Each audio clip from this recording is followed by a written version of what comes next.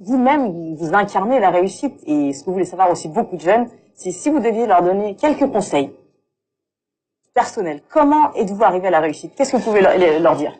Mais moi, j'ai travaillé. Alors, il faut énormément travailler. Il faut avoir de la chance. Mais la chance, ça se tente. Hein. Je serais fou de vous dire que j'ai pas eu de chance. Il faut avoir de la chance au moment clé. Et il faut...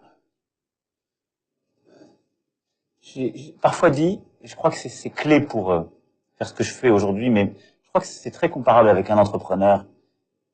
Souvent, chaque soir, on se couche avec le doute. Et chaque matin, il faut se réveiller avec une foi terrible et une confiance en soi.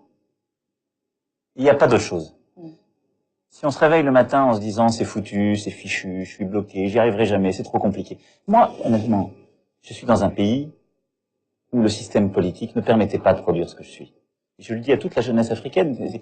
Moi, on a passé mon temps ces dernières années à m'expliquer que ce que je viens de faire était totalement impossible. Il fallait avoir un parti politique, d'abord avoir été élu, etc., etc. On me l'a expliqué tout au long de la campagne présidentielle, jusque dans les derniers jours. Donc évidemment, j'ai pris en compte certaines critiques. J'ai répondu à des points.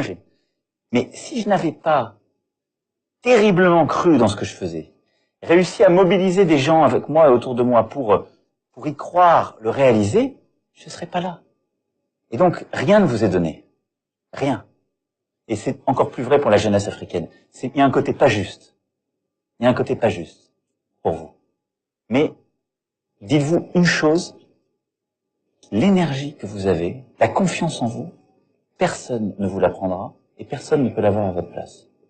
Donc, doutez chaque soir, mais réveillez-vous avec encore plus d'énergie le lendemain.